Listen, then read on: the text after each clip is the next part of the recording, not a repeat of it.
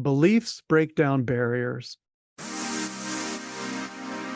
Welcome to Agency for Change, a podcast from KidGlov that brings you the stories of change makers who are actively working to improve our communities. In every episode, we'll meet with people who are making a lasting impact in the places we call home.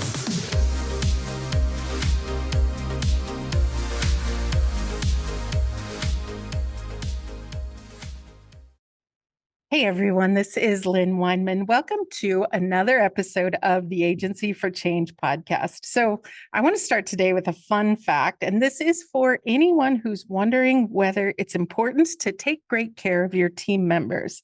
So here's the fact. Organizations with optimized talent see a 22% increase in profitability. And now, who wouldn't want a 22% increase in profitability or productivity for our nonprofit friends? So I grabbed this nugget of information from the book Expand the Circle, written by today's guest, Matt Poepsel. In addition to writing the book, Matt is the vice president and godfather of talent optimization at the Predictive Index, and he is the host of the Lead the People podcast. Matt has absolutely dedicated his career to transforming talent and leadership practices. Matt, can't wait to talk to you today. Welcome to the podcast. Lynn, thanks so much for having me. I am so eager to talk with you. You and I have talked before, and every time it's been so much fun. But let's start by having you tell us about Predictive Index. A lot of us have heard Predictive Index. Maybe we've taken it, but tell us more about the company. Yeah, a lot of people have heard of it because it was created in 1955. We have more than 10,000 Really? clients around the world. Absolutely. Yeah. Wow. Long-standing history. But for the first 60 plus years of its existence, it really was known for a behavioral assessment that really tells us about our work preferences and these things. But in the years after I joined in 2013. In the years after that, it really started to come down to how do we morph into what is now the world's leading talent optimization platform. Wow. This is all about talent optimization, all about how we start to help organizations achieve their business goals by improving their people practices, really. I So love that. a lot of times people say, oh, I know PI, but they might know the old PI. So it's been quite a journey. You know what, Matt? We see that. That's a challenge for a long time, well-known brand. People hear the name and they go, oh yeah, I got it. I know that. But companies, organizations are continually innovative. And so what I hear you saying is, hey, if you know the old PI, maybe you want to check out the new PI because you have updated with the times. Yeah, that's exactly right. And it's true for people too, right? So we go through our journeys and we change and we evolve over time, but sometimes people know us from before and the same can happen with organizations. So it's time for a refresh. Maybe give PI a fresh look. I love that. I love that. I do think that brand personalities have a lot of similarities to human personalities as well. But there's something I want to ask you about. You have one of the best titles, maybe besides my friend Helen Fagan, who her title is Chief Mischief Maker. You have this title of Godfather of Talent Optimization. Tell me more. How does one get a title like that? And what does that mean? Yeah. So in 2018 is when we codified the talent optimization discipline. It's actually a written out kind of way of approaching how to get the people part of organizations right. So this was a central role that I had played in helping bring that forth. And so I wanted to really figure out how you can make a big splash. We were trying to make sure that we had a lot of momentum and energy behind this talent optimization movement. And I thought, well, I'm going to do something silly here. I'm going to refer to myself as the godfather of talent optimization. I was thinking about James Brown, the godfather of soul, I love it. And I thought it'd be funny for about a day or two. Well, it stuck. People were like, man, we love this. It's like glitzy and it's but a lot of people interpret it to be the Marlo Puzo godfather, right? Yeah. I am wondering about you, in a dark room, threatening people to get their acts together. That's not you at all. Well, what's funny is now as you start to see like different godfathers, I saw somebody the other day was the godfather of artificial intelligence. And I was like, Oh, oh, okay, see, yeah, really? yeah, All it's, right. I It think is I'm not the catching only on. one who understood there was an opportunity there, but I'm really glad that it did stick because it is memorable. It's a little bit kind of grabs your attention. And I think that's what talent optimization should do because it's kind of right there in front of our face. How do we get better business results by Yeah. having better relationships with our people? Like for the reasons that, we all see every day, critically important. I love that. I bet too, Matt, that if your title was Chief Talent Officer, I bet nobody would ever ask you what you do. But having So a true. title like Godfather of Talent Optimization, I bet people all the time give you that invitation to tell your story, don't they?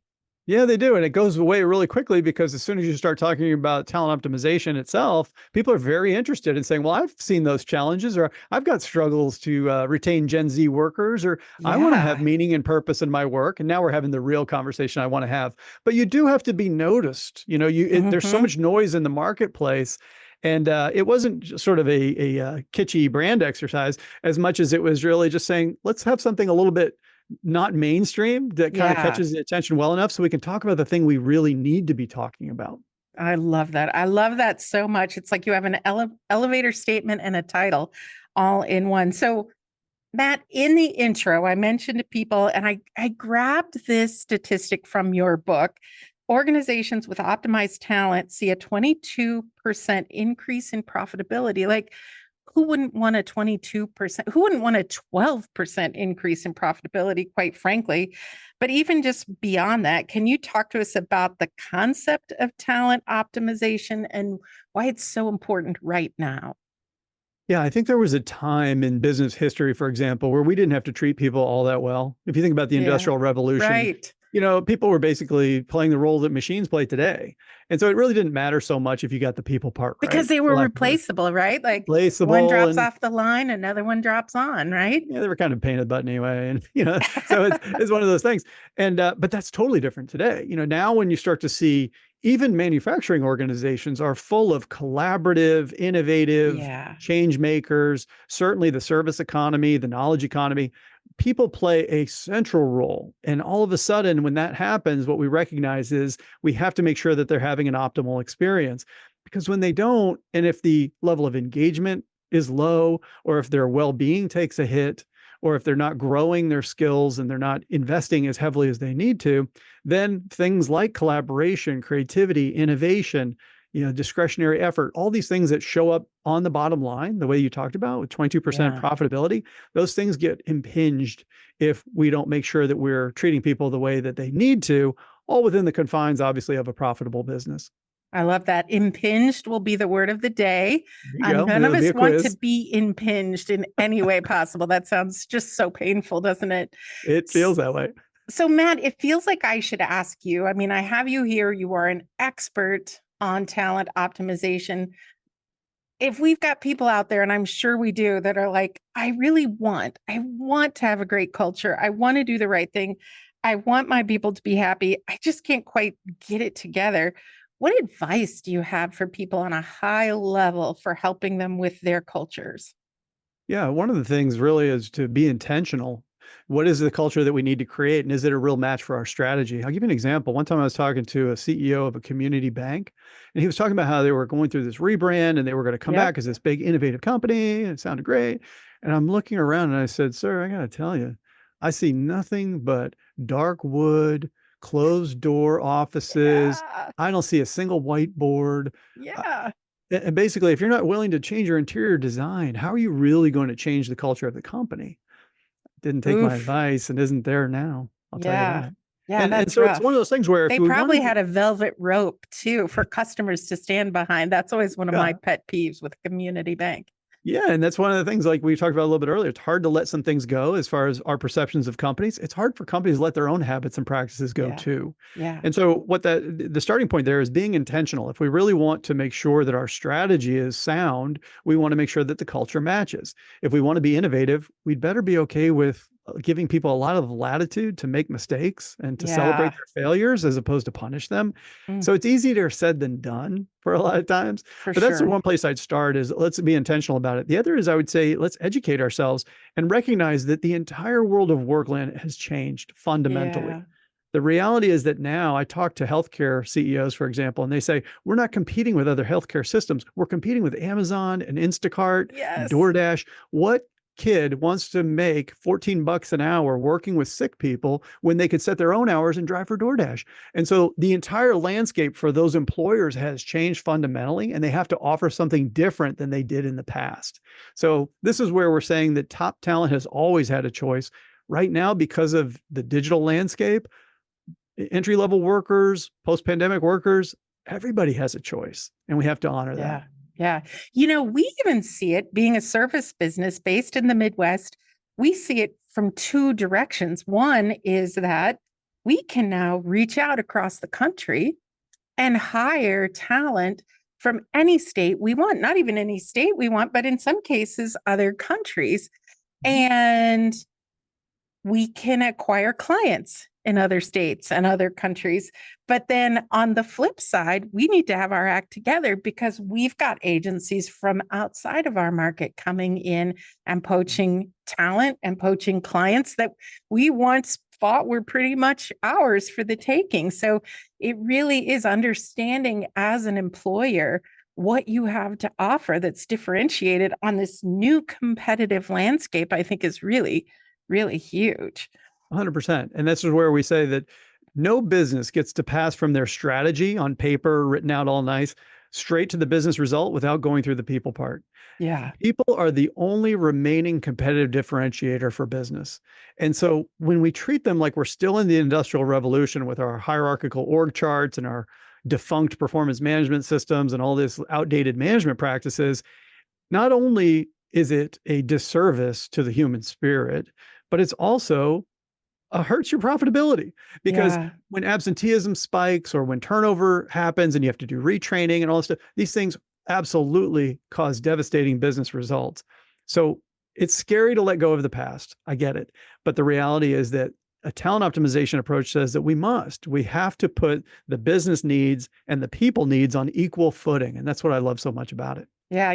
It's interesting, Matt, because I was recently talking with somebody else who's in a similar space. And I asked them, I said, how do you measure culture? Because as a small business, it's very easy to measure your sales, your profitability.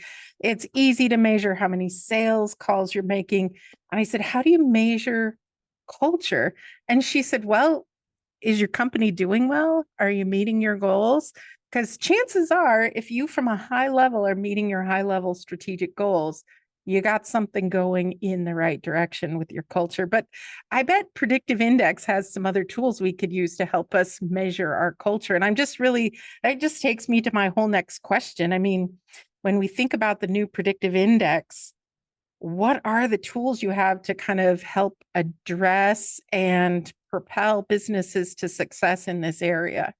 Yeah, there's really four main buckets or categories of talent practices that we really need to get right.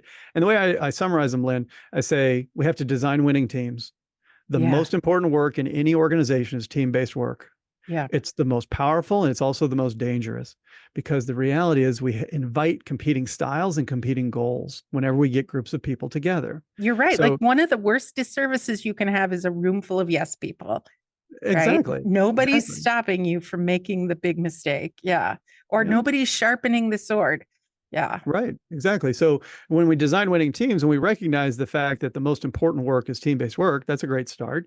And then we have to hire top talent. We know that a growing organization needs to bring people in. You mentioned, how do we bring people in who might not be in the same location as us? They're in a different state, but still make them feel a part of the culture, like they're Yeah. attached and tied here. It's big. That's all part of the hiring process. And it all starts with the candidate experience. So we have to focus on that for sure, because again, top talent has a choice. But then we move to the third one, which is around inspiring people to greatness. When you think about the privileged relationship between a manager and their direct report, how do we make sure that they're fully engaged and motivated in the work they do? And then the last one is diagnosing people problems so we can get them fixed. We have to constantly be monitoring performance, yes, but also the level of engagement, the level of well-being, and make sure that if we find anything that is off, all it means is we've skipped steps somewhere earlier in the process. There's something out of alignment, something that we've kind of lax on a little bit, and we can get those things fixed. Matt, I want to recap that because I think those 4 points are absolute pure gold. But what I heard you say is design a winning team, Yeah. hire top talent, Mm-hmm. inspire them to greatness, amazing point, and then diagnose the problems. Wow. Exactly right. You nailed it. Four That's really exactly right. great points. Honestly, those 4 points probably also are evidence of why and how you wrote a great book called Expand the Circle, all about enlightened leadership. And I got to tell you, I'm reading the book. Actually, I'm listening to the book. I have the hard copy to refer to, but I'm a book listener. And as I was going through the book, you hit on servant leadership. And I went through a leadership forum years ago that taught us all about servant leadership. And I was like, yeah, right on. I'm a servant leader. And then you got to, I think, authentic leadership. And it's like, yeah, right on. I want to do that. But then it's like, whoa, the whole thing takes us up to enlightened leadership, which is even another level. Can you just talk a little bit about the book and the key messages you hope people take away from it? Yeah, I had a lengthy career. If you're listening, you can't see my gray whiskers, but believe me, they're there. I've been around a bit, and I started off with military service in the Marine Corps, and I thought that was great. And then I joined the civilian ranks, and I was able to study business and software product management, all these things. Awesome. Did my PhD because I was so interested in coaching and leadership and Yeah. psychology of success. Awesome, loved it. Everything was going so great, Lynn, right up until 2020 when the Oh, yeah. pandemic 2020 hit. changed a lot of things for a lot of us. Man, Yes. I don't know. I don't recommend this, but having a midlife crisis during the middle of a global pandemic, not a great idea. Not a great idea. At least you could kind of hide out while it was happening, perhaps. True, true. But what was happening to me is that I was losing my grip on the role that work played in my life because I was so work oriented all the time. And I love work and I love hearing about people's work. I'm Yeah. fascinated, but I felt the same sort of value reprioritization so many of us had and still do. Yes. And so as that happened to me, I was sitting there trying to feel like, why do I not feel myself when I'm, showing up at work, and why am I having these questions? At the same time, my father got a call from his oncologist that he had Oh, been diagnosed as having a cancerous tumor on his kidney, and he's fine now. But at the oh, good. time, I'm it glad. reminded me That sounds bad. it was bad. And I was like, oh, here I am thinking, we know how this movie ends. And so I kind of left myself scrambling a bit to say, not only am I having these questions about work, I'm having these questions about life. And so I had this interest in Buddhist meditation, Yeah. but I hadn't thought about it in 15 years or so. So I went to the bookshelf and I pulled out this book, The Tibetan Book of Living and Dying. And it had a line in it that said, when the time comes, in order to die well, we first have to learn how to live well. And I thought, man, that is not me, not right now. So I got interested in resuming my meditation practice, and I'd sit there on the cushion and I'd stink so badly at meditation that all I It's can think so about is hard, work. isn't it? It's so So hard. It's so Yeah. hard. But thankfully, something interesting happened. I'm sitting here learning about all these concepts, these contemplative practices, and all this great stuff. And at the same time, I hit on this technique where you wish wellness for yourself, and then can you expand that circle of compassion out a little bit to maybe your spouse and your kids? Can you go a little further? Yeah. Friends and coworkers? Can you keep expanding that circle of compassion out to strangers and maybe even enemies and out to just the entire universe? And I thought, oh my gosh, that's exactly how I had to approach my leadership journey. I had to learn to lead myself before I could lead others and lead a team and lead an organization. So I had this happy collision of Eastern contemplative philosophy and Western psychology-driven leadership. And I saw this powerful connection. And the reason it's so powerful is because of all that has transformed in our workforce. People are wanting meaning. They're wanting purpose in their lives. Yes. They want a sense of belonging, and they're not getting it because our historic industrial revolution based ideals about how management's supposed to work and how we're supposed to remove the human elements is failing our people, and therefore failing our profitability and our success. Yes. So to me, it led me to exactly what you found, Lynn, which is saying that how has leadership evolved? We went from authoritarian leadership more recently, like in the 60s, where you mentioned, for example, we had servant leadership, authentic leadership in the 90s came into fore, and there's many of them. But I thought each one of these is missing something. And it goes back to Maslow and his hierarchy of needs, where he went past self-actualization at the top as the pinnacle, as being a little bit more me-centric, and he moved into something called self-transcendence, which was all about how do I serve something even bigger than myself. And that's where I recognize that an enlightened leadership approach is one where we reduce the emphasis on ourselves and we focus that much more on the mission and on the welfare of those in our charge.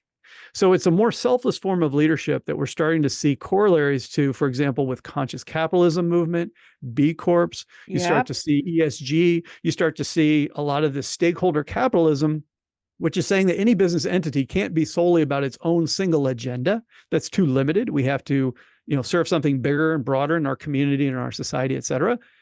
That's exactly what an enlightened leadership approach aims to do at the individual level. That's amazing, Matt. I love a good happy accident, by the way. And I love your story about how all of that came about.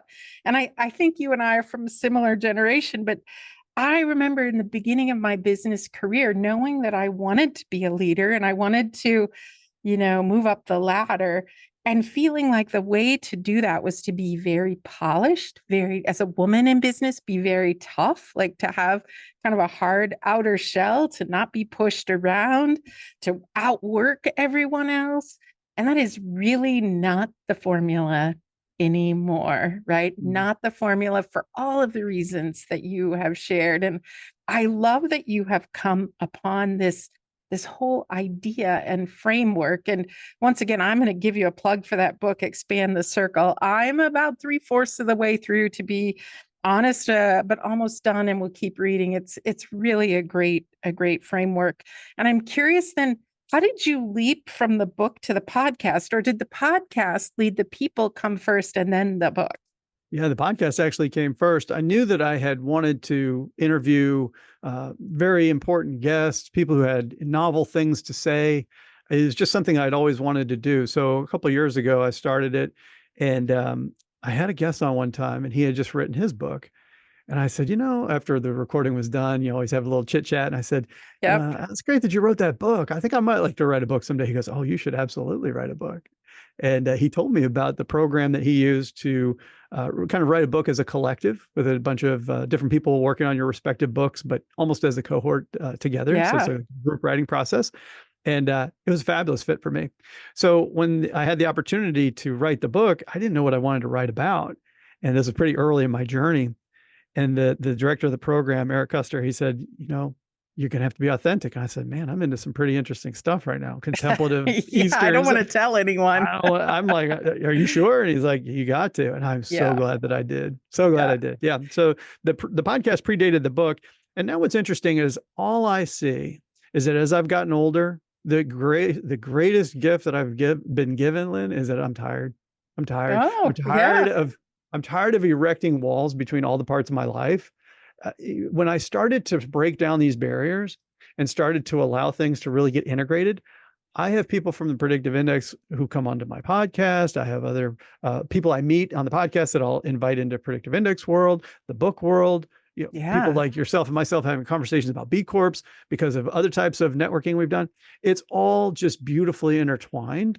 And it's so much more powerful than when I, like you in the beginning of your career, thought I have to be very professional. Everything has to be very compartmentalized. Everything has to be, oh, what a load that was.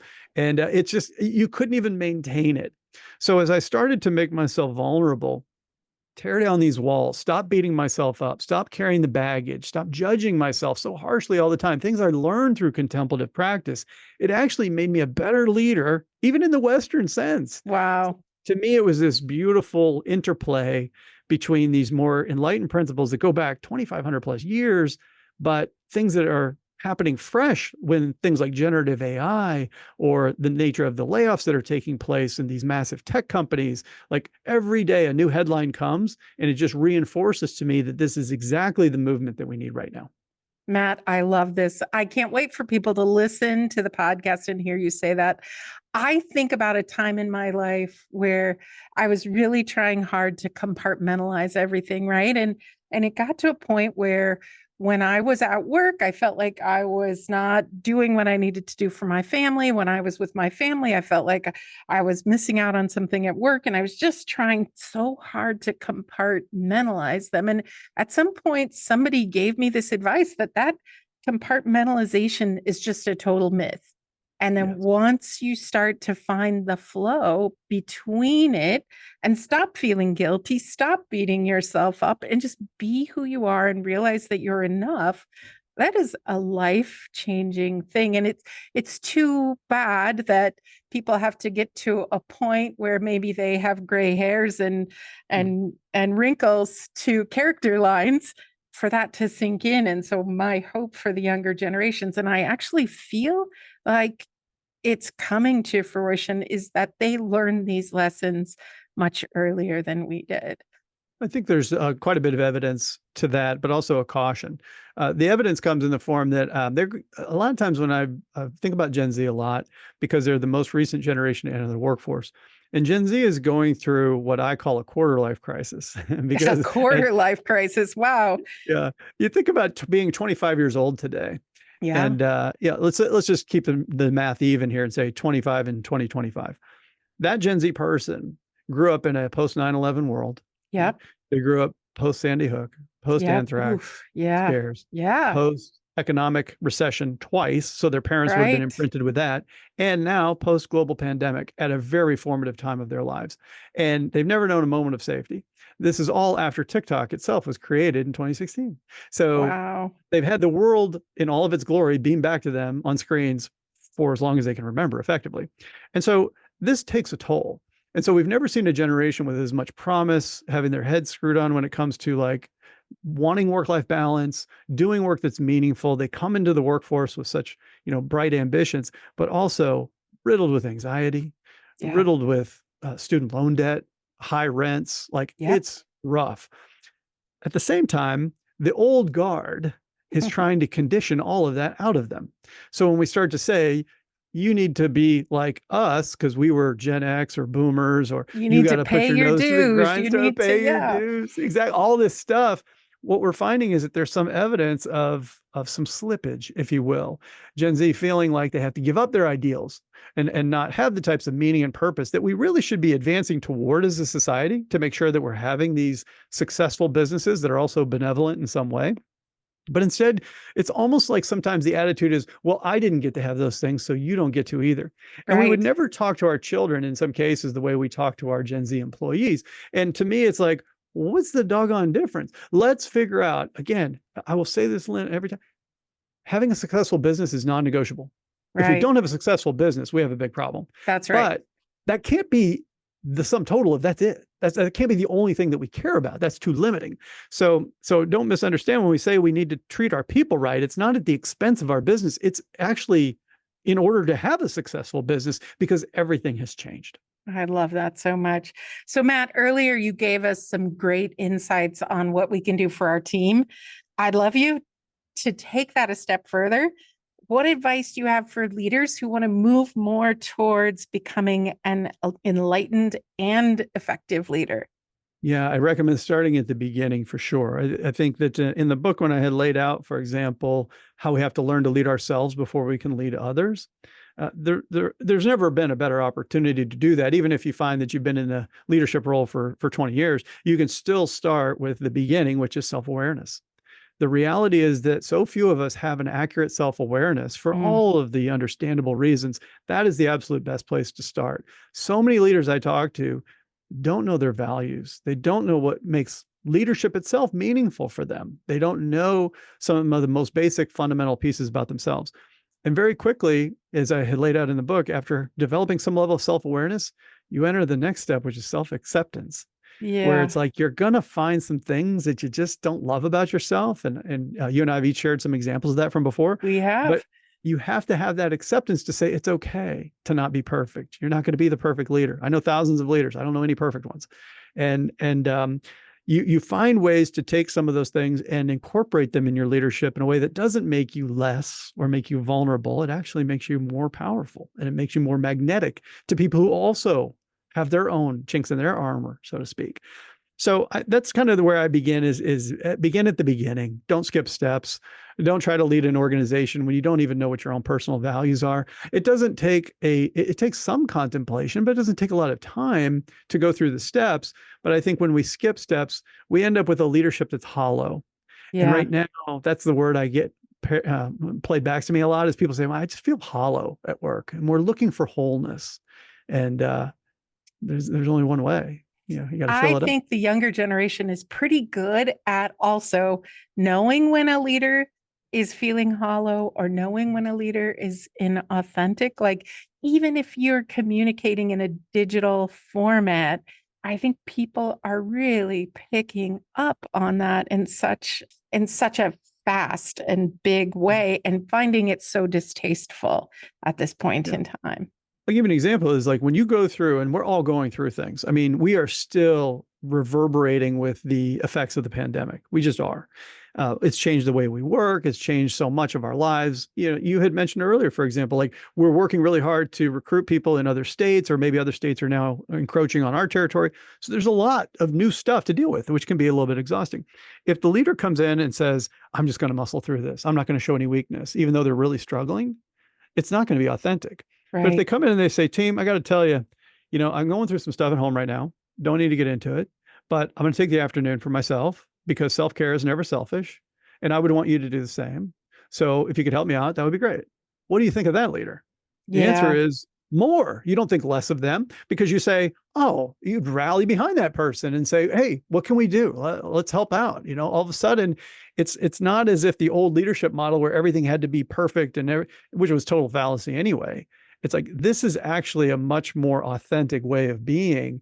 And you're actually modeling proper self-care for people who absolutely need it in their lives. That's what I love about that so much, Matt, because when your employee hits burnout or they take another offer, it is too late to have this conversation. And so how do you model those good behaviors? I mean, I have to admit, a few years ago, I was having a conversation with the leadership at KidGlov, and I said, why is it that our people feel like they can't take vacation without working? And a very brave person on my team said, Lynn, when was the last time you took a vacation without working? It was like, oof. All right. Okay. I'm modeling to people that this bad behavior is what's required here. So, and that's where they say actions speak louder than words. And you don't want to be that leader who says, well, don't do what I do. And it's like, that doesn't quite work either. So yeah. And I think a team that has that level of psychological safety to say, well, you go first. As leaders, we have to go first. Yeah. So if we want to have high levels of mental well-being, then we have to demonstrate it ourselves and all those things. Yeah. Amazing. So Matt, people who either A, want to find out more about Predictive Index, B, want to find out about the book, C, want to find out about the podcast, where do they go? Yeah, the easiest place for Predictive Index is just go to predictiveindex.com. Great information about talent optimization, about all the solutions we have to help drive business results through better people practices. For myself, whether it's the podcast, the book, the best places to find that is at my own website, mattpoepsel.com. Hopefully, maybe have a link in the show notes. We'll have a link in the show notes because Poepsel is not spelled the way you think it is. It's not spelled the way you think.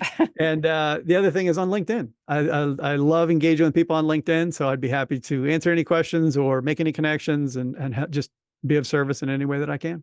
That's fantastic. Matt, I can't wait to ask you this next question. I've asked it on all of our Agency for Change podcasts. I feel like your book was just like a running 150 pages of quotes, but I'm going to ask you this because I'm inspired by motivational quotes. Could you give us a Matt Poepsel original to inspire our audience? Yeah, the one I've been thinking about the most in my mind, beliefs break down barriers. Beliefs break down barriers. What I'm finding in my current research is that we have these barriers that prevent us from evolving in our business. We have a trouble going from transactional to process to systems, for example. And what I always find is that we have not adopted the next level of beliefs that can free us up to make the progress we need. And so when you see an organization, for example, whose profitability and growth has stalled, if you will, and I start asking about the human path, and we think about engagement and well-being and purpose and things, they don't believe those are important. Well, beliefs Wow. are going to break down that barrier, and all of a sudden, growth can be resumed. So that would be my quote for you, Lynn. I'm enjoying it very much and researching into its implications, but I fundamentally believe that beliefs break down barriers. Wow, Matt, pure gold. I'm going to take that away with me. And I think maybe even use that in a meeting I've got this afternoon. So thank you so much for that. So I feel like I could talk to you all day, Matt, because I love your energy. I love the topic. I love your research, but we're going to have to wrap this up because, people on podcasts have time limits. So as we do wrap up this great conversation, what would you say is the most important thing you want people to remember about the work that you're doing? Yeah, I would say that a lot of times what I find is that the level of self-interest and fear that we feel as leaders is absolutely what holds us back. So respectfully, I would say get over yourself. remember that Wow. leadership, Drop the remember, mic. and remember that leadership isn't about you, right? It's about the mission and it's about the welfare of those around you in pursuit of that mission. If we can get that right, that is an enlightened leadership approach that we can absolutely put to work for our organization's benefit, for those around us, and for ourselves. That is so good. Leaders, get over yourselves. That is such good advice, Matt. Matt, I fully believe the world needs more people like you, more books like Expand the Circle, more podcasts like Lead the People. Thank you so much for talking with me today. Lynn, it's been a pleasure. Thank you for having me. We hope you enjoyed today's Agency for Change podcast. To hear all our interviews with those who are making a positive change in our communities, or to nominate a changemaker you'd love to hear from, visit KidGlov.com at KIDGLOV.com to get in touch. As always, if you like what you've heard today, be sure to rate, review, subscribe, and share. Thanks for listening, and we'll see you next time.